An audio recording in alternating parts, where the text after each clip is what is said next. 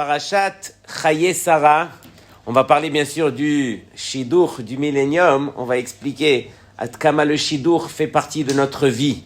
Qu'on soit marié ou pas, vous allez comprendre un petit peu. La Torah, elle est là pour nous éduquer. Avant d'arriver au Shidur, juste une petite hargasha que j'ai eue. C'est marqué Vayihyu Chaye Sarah, Mea Shana Ve'estrim Shana Ve'sheva Shanim, Shene Chaye Sarah. Je vous laisse voir Rashi et tous les Mefarshim sur pourquoi est-ce qu'on a énuméré 127 ans. Mais je reviens uniquement sur Shene Chaye Sarah. Que veut dire Shene Chaye Sarah? Voici les années de la vie de Sarah. On vient d'épeler les années de la vie de Sarah. Pourquoi est-ce qu'on se répète à dire Shene Chaye Sarah? Rashi, lui, il nous dit que Kulan Shavin Letova, que toutes ces années-là pour Sarah, elles lui étaient considérées comme Letova pour le bien. Sur cela, bien sûr, tout le monde demande comment ça? Sarah n'a fait que souffrir toute sa vie, jusqu'à 90 ans. Elle était akara, stérile. Combien elle a souffert pendant sa vie? Elle a été prise au départ par O Melech Mitzraim, ensuite par Avimelech Melech Gerar. Combien elle a souffert aussi avec l'épisode avec Hagar. Et elle devait voyager avec son mari à droite et à gauche, recevoir les invités. Elle a eu une vie qui n'était vraiment pas facile. Comment est-ce qu'on peut dire que Kulan Shavin Letova? D'autant plus que il y en a qui disent que Vayihyu, ce sont la gematria de 37, pour nous dire que c'est uniquement les 37 ans où Yitzhak était en vie, que là, vraiment, c'était quelque part la vie de Sarah. Ça l'a consolée. Mais tout ça pour dire que, aux yeux de Sarah, et c'est ça ce que nous, on doit apprendre pour nous-mêmes, qu'aux yeux de Sarah, tout ce qui lui est arrivé dans sa vie, ce n'était que de la bracha. Du fait que ça vient d'Hachem, alors on est prêt à accepter. C'est une des raisons pour lesquelles on se rappelle bien sûr les psukim, que tout ce que Akadosh Baruch Hu, Kol Mashe Akadosh Baruch Hu, c'est les tavavid, bien sûr, tout ce que Hachem y fait, c'est pour le bien, ou bien ce que la Gemara nous dit, que mevarechin ala ra'a, keshem shemevarechin ala tova. Donc on fait la bracha, bien sûr, pour le bien comme pour le mal, parce que, à nos yeux, alors nous, on ne sait pas qu'est-ce qui est bien, qu'est-ce qui ne l'est pas, mais aux yeux d'Hachem, on sait que tout est pour le bien, donc vadaï, qu'on se doit d'être mevarer et de considérer tout ce qui nous arrive dans la vie pour le bien. Ça, c'est Rashi. Ramoshe Feinstein, il nous dit comme ça, il nous dit que Sarah, elle a eu un seul tafkid sur terre. Et lorsque ce tafkid a été terminé, alors elle a dû partir avec. Quel était le tafkid de Sarah? C'est que toute sa vie, elle devait prier pour tomber enceinte d'un garçon qu'elle appellerait Yitzhak, que ce garçon, il ait la possibilité d'arriver et de se laisser sacrifier par son propre père, parce que Akadosh Baruch Hu lui a ordonné. Imaginez le tafkid qu'elle avait Sarah. Prier, recevoir un enfant et l'éduquer, arriver à ce niveau. Aussitôt que Yitzhak est arrivé à l'âge de 37 ans et qu'il est arrivé à ce niveau, ça y est, Sarah, elle a fait ce qu'elle devait faire sur terre et donc elle est partie à partir de là. Et donc pour nous, Nafkamina, quand on vient sur terre, on a tous un tafkid à jouer, on se doit de le jouer et de prier à Hachem pendant notre cursus sur terre pour, s'il te plaît Hachem, permets-moi d'arriver à découvrir quel est mon tikkun, le pourquoi je suis venu sur terre, et permets-moi surtout de pouvoir l'accomplir. Et donc, il n'y a pas de plus grand que arrive le moment où on a accompli notre tafkid et qu'on puisse partir en même temps que quoi? En même temps qu'un kiddush Hachem. Exactement au moment où Yitzhak, son fils, il s'est laissé sacrifier, c'est à ce moment-là que Sarah, on la voit partir. Donc elle est partie au moment où son tafkid était terminé et par l'entremise de ce beau kiddush Hachem. Donc ça, c'était pour la parenthèse. Lorsqu'on arrive au Shidur, on voit que Avraham Avinu, bien sûr, il envoie Eliezer. Qui était Eliezer? Tout le monde sait que Eliezer, c'était nul autre que le fils de Nimrod. Quel est le rapport? Lorsque Avraham Avinu, il a été jeté Be'ur Kasdim, il a été jeté dans la fournaise ardente, il a été jeté par nul autre que Nimrod lui-même. Et pourquoi il a été jeté? Parce que son père, le père de Avraham, Terach, il s'est plaint. Il a dit, j'ai un fils qui vient briser toutes les Avodah Zara, il vient à l'encontre de tout, il est en train de faire une révolution. Nimrod, il lui dit, laisse-le-moi, et il a fait brûler la fournaise pendant 1 semaine avant de le jeter à l'intérieur. Lorsque Abraham est sorti de là après 3 jours, imaginez, tout le monde était là pour l'acclamer. Et le premier à venir et à sa rencontre, c'était Nimrod. Et tout le monde lui a emmené des cadeaux. Nimrod, il lui dit, ce que j'ai de plus cher, c'est mon fils, Eliezer, je te le confie en tant que serviteur. Et à partir de là, Eliezer n'a jamais quitté Abraham. Abraham était rentré, on se rappelle, dans la fournaise ardente à 48 ans, et depuis, il est resté avec Eliezer. Donc ça faisait près de 80 ans que Abraham était avec ce serviteur qu'il appelait Eliezer. Eliezer n'a fait que grandir dans la maison d'Abraham, est devenu son roche yeshiva. Il avait autour de lui 180 000 talmidim, c'était Eliezer qui les gérait, et Abraham l'appelait Damesek Eliezer. Et la Gemara dit, c'est quoi Damesek Eliezer? C'est parce qu'il était dolé ou mashke betorah drabo. Etzel acherim, c'est-à-dire qu'il puisait de la Torah de son maître et il allait l'amener à d'autres. Et donc on voit que Eliezer était d'une dimension incroyable. Mais voici que Avraham Avinu, alors il demande 2 choses à Eliezer. Eliezer, la première chose, c'est que quand il entend que Avraham, il cherchait un shidour pour Yitzhak son fils, alors directement, Eliezer, qu'est-ce qu'il a voulu? Il a voulu qu'il s'adresse à lui. Moi aussi, j'ai une fille, et donc il serait bien que ma fille avec ton fils Yitzhak.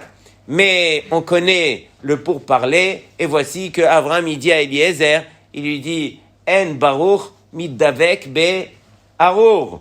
Alors, directement, imaginez la claque que Eliezer il reçoit à ce moment-là, où Avraham le considère comme un Arour, et donc, tu ne pourras pas t'associer à quelqu'un qui s'appelle Baruch, et donc Eliezer, plus grand que lui dans la génération après Abraham, il n'y avait pas.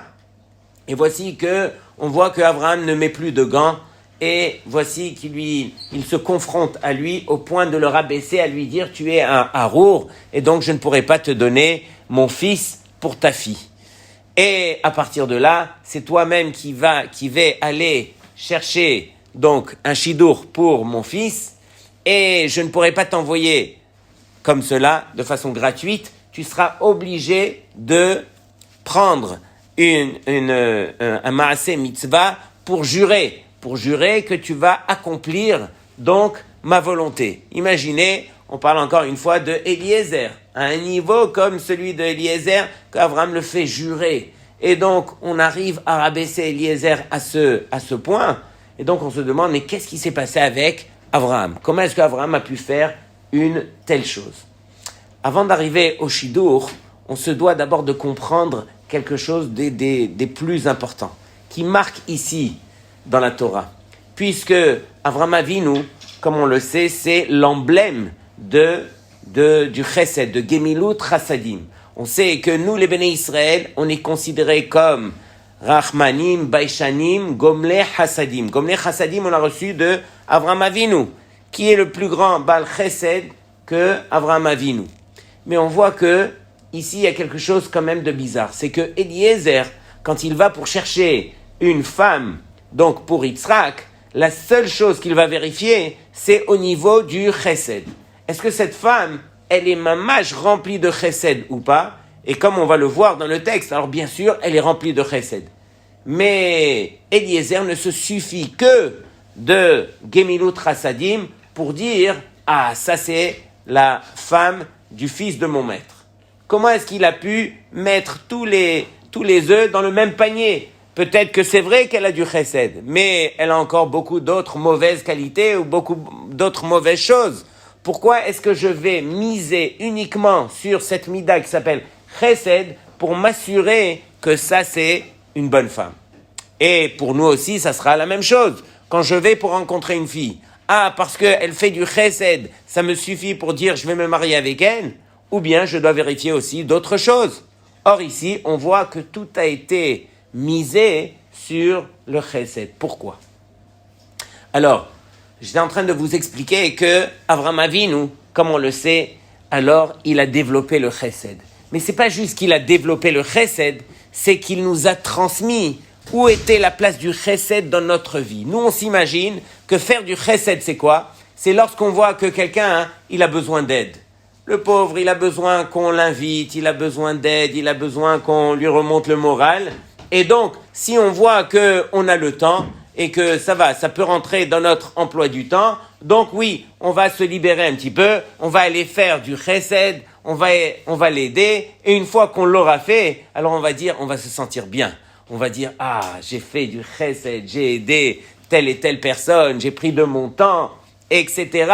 Ou bien j'ai vu une personne dans la rue, le pauvre, il avait rien, il était assis par terre, je lui ai donné mon repas, je l'ai réjoui et je me suis senti bien. Donc on s'imagine que pour nous le chesed c'est ça. C'est quelque part aller rendre service à l'autre. Pendant qu'Avraham Avinu, il ne fait que nous crier dans toute la Torah que ça n'a rien à voir avec cela.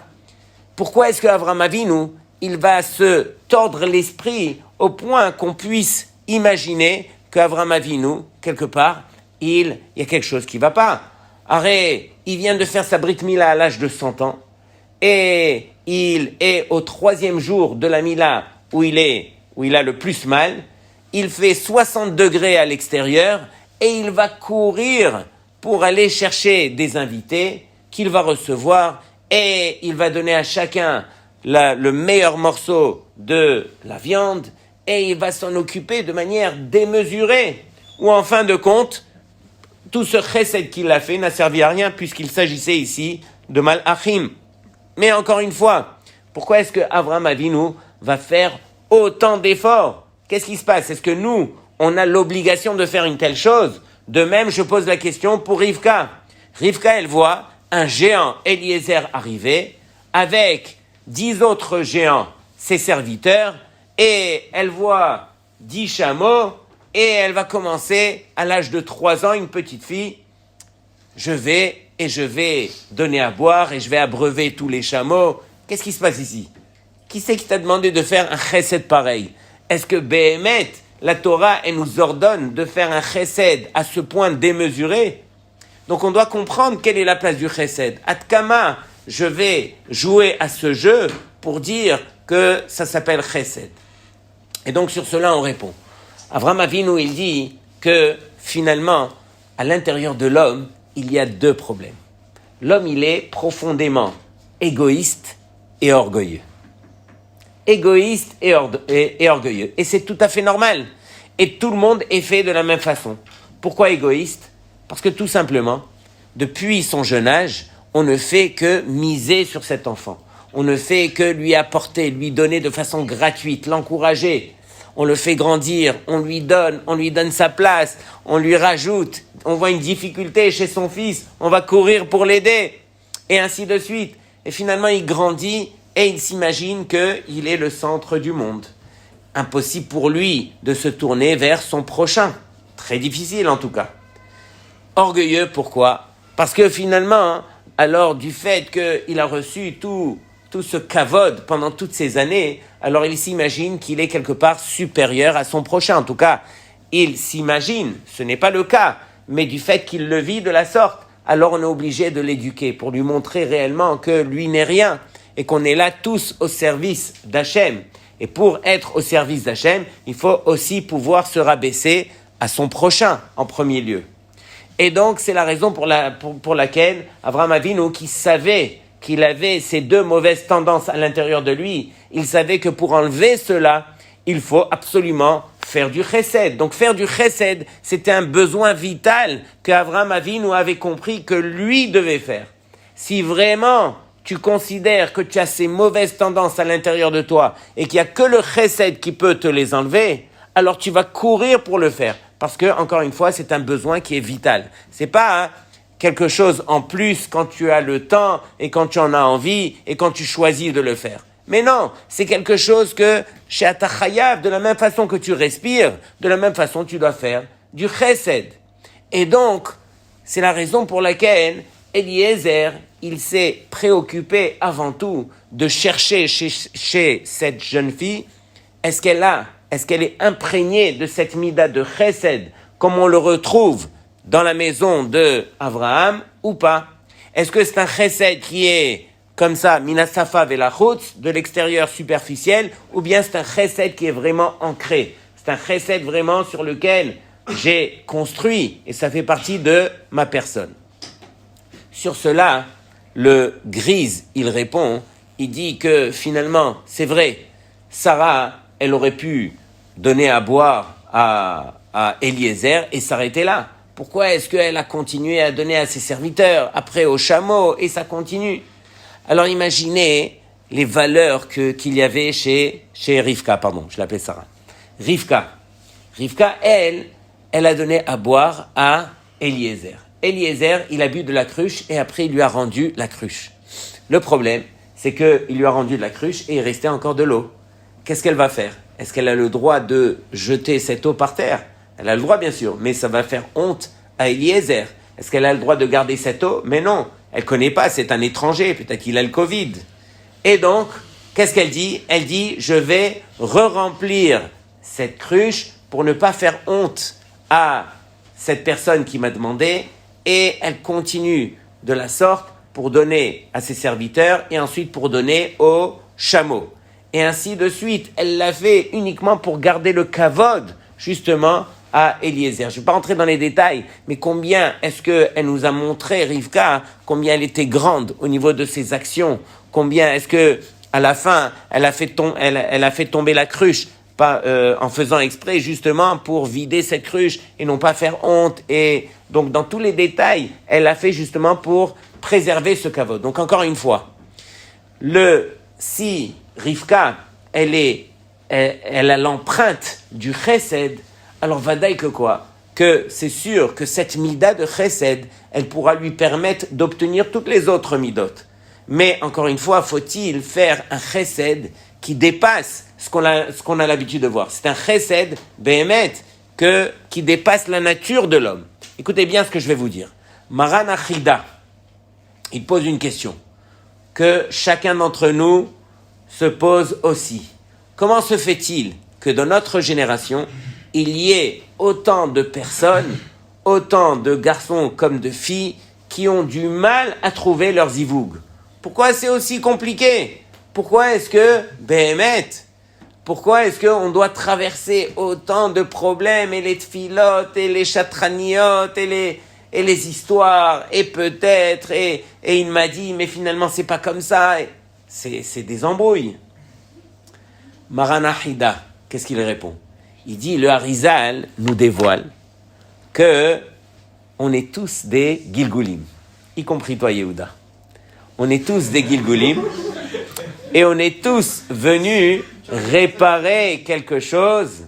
C'est la raison pour laquelle, du fait qu'on a échoué dans une vie antérieure, alors on revient sur terre en tant que Gilgul pour réparer cela. Or, le problème, c'est que quand on revient sur terre, alors malheureusement, on a plein de kitrougim, plein d'anges accusateurs qui reviennent sur nous par rapport aux bêtises qu'on a fait dans les vies précédentes. Et donc, quand on arrive sur terre, il faut, permettre à l'homme de s'en sortir au niveau de toutes ces accusations. Et l'homme a besoin de srouyot, de mérite pour pouvoir s'en sortir. Un des mérites qui permet à l'homme de s'en sortir, alors c'est vraiment Gemilut Chassadim. Si l'homme va faire du chesed, mais de manière, ça veut dire profonde, de manière où Behemet ça l'embête, il va faire une Messirut Nefesh au niveau du chesed, alors là, ça lui donnera un srout. Mais je reviens à ma question. Comment se fait-il qu'il y ait autant de problèmes de zivugim, de rencontrer son zivug? Eh bien justement, c'est le cas. L'homme, c'est un Gilgul, il a toutes ces accusations sur lui, il doit venir sur terre et obtenir des mérites qui lui enlèvent ces accusations. Il va rencontrer lui-même une femme qui elle-même est Gilgul, qui elle-même a des accusations, qui elle-même doit faire un travail. Imaginez tout ce que l'homme et la femme doivent faire pour pouvoir s'en sortir et enfin se rencontrer. C'est beaucoup de srouyot, c'est beaucoup de travail. Et donc, c'est pour ça que on rappelle encore une fois que ce vraiment faire pencher la balance et enfin rencontrer son zivug comme il se doit, c'est de prendre sur soi des situations de Gemilut Chassadim, comme je vais vous raconter tout de suite. Il y a un Bachour qui a suivi le cursus normal, Yeshiva Ktana, Yeshiva Gdola, et il étudiait sérieusement, et malheureusement les années passent, tout son entourage, tous ses amis, tout le monde s'est marié, et lui, il reste encore sur le banc à la Yeshiva, et il se marie toujours pas. Il arrive à l'âge de 32 ans. 32 ans, alors sa famille dit, c'est pas possible. On a prié pour lui, mais on va faire quelque chose de spécial. Ce vendredi, alors c'est Erev Rosh Chodesh, et donc c'est Erev Shabbat qui tombe un Erev Rosh Chodesh, il y a une ségoula d'aller sur la tombe d'un Rav qui s'appelle Rav Leib Baal Haïsourim, comme ça on l'appelle. C'est un Rav qui a souffert beaucoup et qui a pris sur lui beaucoup de Issourim pour que lorsque il y en a un qui souffre comme les célibataires, alors on peut venir sur sa tombe et demander par le srou du tzaddik qu'on rencontre son zivug. Et donc voici que ce garçon en question, toute sa famille se réunit, on aimerait faire quelque chose avec toi. Ce vendredi, on a loué un tender, un taxi, qui va nous emmener sur la tombe du Rav, mais il faut faire attention, c'est un vendredi d'hiver où, voilà, Shabbat tombe assez tôt, il faut qu'on parte le matin après le Netz. Et donc ils décident tous de préparer tout ce qu'il fallait préparer pour emmener, on va faire un pique-nique là-bas aussi et tout, on fera les tfilotes. Tout le monde descend après le Netz, tout le monde est dans le tender. Et le barou en question, il leur dit, mais Mechila, j'ai oublié mon sefer à la maison, je monte. Il monte, il ouvre la porte et il va chercher son sefer et il y a quelqu'un qui tape à la porte. Il va vite à la porte pour voir c'est qui et il y a un vieil homme qui est là et qui lui dit « Mechila, je suis venu pour demander de la tzedaka et la vérité, je n'ai rien mangé de la journée, je me sens pas bien, est-ce que vous pouvez me servir à boire ?» Il dit « Bien sûr, rentrez. » Il a fait rentrer et il lui dit « Qu'est-ce que je vous sers à boire ?» Il lui dit « S'il vous plaît, un petit café. » Un petit café. Alors il se met à chauffer l'eau.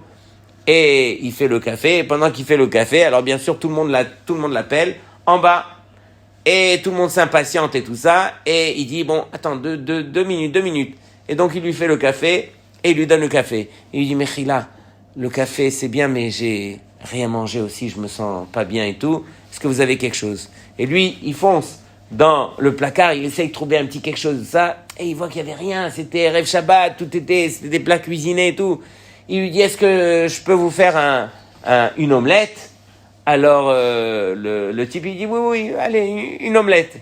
Et donc, il sort la poêle, il commence à faire l'omelette, et tout le monde l'appelle, tout le monde est en train de klaxonner, le chauffeur de taxi s'impatiente, et lui, il fait l'omelette et tout, et il lui dit, l'omelette, ça vous va? Je vous rajoute aussi du pain? Il dit, oui, surtout du pain et tout, il fait Netilat Yadayim, il commence à s'asseoir, il fait le repas, et ensuite, il commence à faire son Birkat Amazon. Et lui, il était sur les braises et tout le monde est en train de l'incendier en bas. Et en fin de compte, dès qu'il a fini son Birkat Amazon, il dit Mechila, on doit quitter, je dois partir et tout ça. Il dit mais où vous allez comme ça? Et il dit je m'en vais sur la tombe de Rav Leib. Je suis pas encore marié et tout ça. Bon, qui sort la ségoula. Il lui dit regardez, je vous fais une bracha parce que vous m'avez vraiment fait un grand chesed. Je vous fais une bracha que cette année vous allez vous marier, Be'ezrat Hashem. Et donc, ils ont été sur la tombe du Rav et tout, et finalement, en revenant, on lui a proposé un shidur, il a rencontré la fille, et l'histoire nous raconte qu'il s'est marié le même jour où il avait rencontré ce vieux à qui il a fait du chesed, un an après. Un an après, il s'est marié le même jour où il avait vu cet homme. Et il a dit, je suis marguiche, que ce chesed que j'ai fait pour cet homme, alors c'est ça ce qui m'a ouvert les portes du ciel. Pourquoi? Parce que tu as fait un chesed par Messirut Nefesh. Tu avais toutes les bonnes raisons de dire, c'est pas moi à faire de ce chesed. Allez voir d'autres voisins dans l'immeuble, ils vous serviront le café, etc. Mais ce jour-là, à ce moment-là, c'était pas à moi à le faire. Mais quelque part, c'est ça faire du chesed. Comprendre et réaliser que chesed, c'est notre vie. C'est pas un plus qu'on va rajouter dans notre vie. Chesed, c'est notre vie. Ça fait partie de nous. C'est ça ce qu'on a reçu de Avraham Avinu. réaliser qu'on est là justement pour vivre chesed, pour se construire au travers du chesed qu'on va faire, pour enlever, entre autres, voilà, l'égoïsme et l'orgueil, et justement commencer à ressembler à la maison d'Abraham Avinu. C'est quelque part avec des larmes qu'on lit cette paracha. Pourquoi? Parce que cette belle paracha, Rashi nous le dit, et Chazal sont derrière bien sûr Rashi, où il dit que Yafa sichatan shel avdei avot yoter mitoratan shel banim. Ça veut dire quoi? Ça veut dire que dans cette paracha, on voit qu'il y a 66 psukim qui va traiter de la paracha du zivug, du shidur. 66 psukim où Behemet, on va répéter la chose 2 fois, où Eliezer va raconter dans les moindres détails qu'est-ce qui s'est passé. Et on voit combien de Torah qui est des plus importantes pour la Torah, comme, on va dire, l'exemple des Melachot de Shabbat. Vous savez que dans Shabbat, il y a 39 Melachot. Ces 39 Melachot ne sont pas mentionnés à l'exception de 2 dans la Torah de façon méforache. Et tout le reste, on les apprend par une smichut entre 2 parashiot. Pourquoi est-ce que des halachot aussi importantes, alors on les dit rapidement? Et ici, on voit que la Torah, elle s'attarde, encore une fois, sur 66 psukim pour nous enseigner, encore une fois, qu'est-ce qui s'est passé avec le serviteur d'Abraham, Eliezer. Tout ça pour dire que la Torah, elle, lorsqu'elle peut nous éduquer, alors c'est la première à le faire. Qu'est-ce qu'on apprend de cette belle parashia sur 66 psukim? On apprend justement les midot. On apprend comment est-ce qu'on doit réfléchir, la finesse d'esprit, pour arriver justement à comprendre quel est le comportement que chacun d'entre nous, on doit apprendre à garder, à faire partie de notre vie. Lorsque je vais, Be'ezrat Hashem, pour rencontrer une fille, alors sachez que c'est l'enjeu le plus grand qui dépend de ma vie. Pourquoi? Parce que c'est avec cette fille que je vais construire ma personne, c'est avec cette fille que je vais partager. Faire du chesed, c'est avant tout avec son conjoint. Après, c'est avec cette fille que j'aurai des enfants. Toute ma descendance, tous mes mérites viendront grâce avec cette fille que je vais rencontrer. Donc quand je rencontre cette fille, alors bien sûr, je peux m'attarder au départ, et c'est normal. Je peux chercher une petite copine, une petite amie pour moi qui me fait plaisir, qui est belle à mes yeux. Ou bien, je peux aussi regarder, est-ce que je la vois en tant que mère de mes enfants? Est-ce que je la vois construire les générations à venir? Est-ce que je peux penser aussi à ces choses-là? Ou bien, non, aussitôt qu'à la première rencontre, je vois que non, son nez il me plaît pas trop, alors on va arrêter tout de suite. Et donc, je le vois, je le vis rabotaille, que malheureusement après une rencontre, ça y est, non, elle me plaît pas de toute façon. Et malheureusement, on réalise pas. Ce sont des neshamot que Akadosh Baruch Hu il met devant nous, et c'est pas par hasard qu'elles sont tombées devant nous. Donc il faut prendre les choses avec recul, avec sérieux, et réaliser le pourquoi j'ai rencontré cette fille, et quel est l'enjeu que je pourrais construire avec elle. On n'a pas idée. Et vadaï que quoi? Que Akadosh Baruch Hu il te demande, s'il te plaît, de la même façon que je l'ai fait pour Adam Arishon. Adam Arishon, lorsqu'il s'est marié, alors Hachem, il a dit, Lo tov heyot ha'adam levado, et c'est lo ezer kenegdo.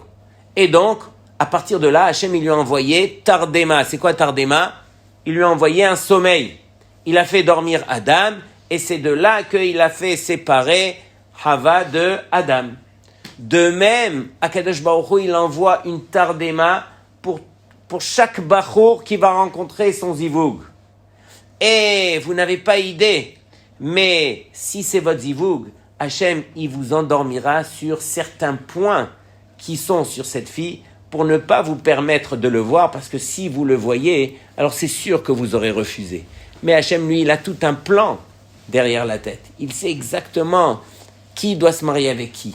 Donc, à nous de faire confiance quelque part en Hachem et d'avoir confiance veut dire que on te propose une fille, alors au moins va faire tes birourim, vérifie, mais fais-le avec sérieux. Et quand tu la rencontre-la, il n'y a plus aucune fille au monde qui existe. Il n'y a que cette fille. Et je vais vérifier si éventuellement, oui, est-ce qu'elle est imprégnée des midotes que je recherche? Est-ce qu'elle peut quelque part me compléter par rapport à certaines choses dans la vie, et ainsi de suite. Mais au moins, je vais la considérer en tant que, est-ce qu'elle peut être la femme la mère de mes enfants de demain ou pas? Je termine juste avec un très beau chidouche que j'ai entendu de la bouche de Rav Ovadia Yosef, lorsque le Rav, comment il s'appelait, le Rosh Shiva de Ateret Israël, il s'appelait Rav Mordechai, Rav Baruch Mordechai Ezrachi. Il est venu consoler le Rav Ovadia Yosef quand il avait perdu son fils, Rabbi Yaakov Yosef. Et donc, à la fin, il s'est levé et il a dit au Rav, il lui a dit, Hamakom yenachem etrem. L'endroit, il va te consoler. Mais pourquoi on emploie cette expression, Hamakom yenachem etrem? Et donc, le Rav, il lui a posé la question, il lui dit, mais pourquoi est-ce qu'on dit Hamakom? Et sur cela, Rav Ovadia Yosef, il lui dit, je vais vous expliquer. Il lui dit, lorsque la Torah nous parle de Parashat Chayei Sarah, on parle ici du premier hesped qu'il y a dans toute la Torah Kula. Et c'est marqué que Vayavo Avraham lispod les Sarah velivkota. Il est venu pour faire un hesped velivkota et de la pleurer. Après c'est marqué kaf ketana dans l'ivkota. Et pourquoi? Parce qu'Avraham il a pleuré un petit peu. Ah putain, Avraham il a pleuré un petit peu. Ça fait plus de 100 ans que tu es avec cette femme. Combien de choses tu as partagé avec elle? Tu as eu Yitzhak Avinu grâce à elle. On l'a appelée Sarah, mais elle avait un autre nom, Yiska. C'est quoi Yiska? Elle voyait Beruach HaKodesh. Elle avait un niveau spirituel inimaginable. Hachem, il a dit à Abraham, tout ce qu'elle te dira, Sarah, Shema Bekola. Et donc, pourquoi est-ce qu'Abraham, arrivé à ce moment-là, il a pleuré qu'un petit peu? Et donc, c'est marqué comme ça, que Abraham, lui, il ne voyait pas avec ses yeux ce que nous on voit. C'est marqué que Vayar Avraham, il a vu l'endroit où il devait emmener Yitzhak. Il voyait des choses spectaculaires. Quand Avraham Avinu, il a vu que Sarah est nifteret, il a levé les yeux et Akadosh Baruch Hu lui a permis de voir un apirion. Apirion, c'est quoi? C'est un palais où on accueillait Sarah. Qui c'est qui est venu accueillir Sarah? Alors il y avait bien sûr Chava, il y avait la femme de Noach, il y avait la femme de Methushelach. Toutes les tzadkaniot qui étaient nifteret avant elle étaient là pour l'applaudir. Voici Sarah Imenu, voici la mère de Yitzhak, voici la femme de Avraham. Et donc quand Avraham il a vu combien est-ce que Sarah elle était bien dans cet endroit, combien elle avait reçu de kavod, combien tout ce qu'elle avait peiné sur terre, alors elle avait pu construire en haut. Alors Avraham il a dit, Raïti et makom, j'ai vu l'endroit où elle se trouve, Sarah, et il a fait semblant de pleurer, ne serait-ce qu'un petit peu, aux yeux de tous ceux qui se trouvaient là, au moment où on l'a enterré. Mais pour lui, il savait très bien qu'il n'y avait pas de meilleur endroit que l'endroit où Sarah elle était. Et c'est une des raisons pour lesquelles on dit Hamakom yenachem etrem. Hamakom, c'est l'endroit où cette personne qui est nifteret, elle se trouve. Donc voilà, je voulais partager avec vous toutes ces belles choses. Shabbat shalom lekulchem.